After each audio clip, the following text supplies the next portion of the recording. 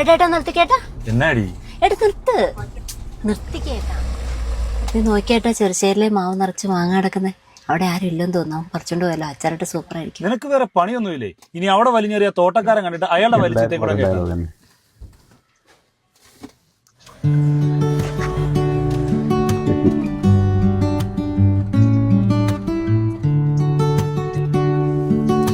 ദാഹിക്കുന്നു, നാരങ്ങാളം വേണം.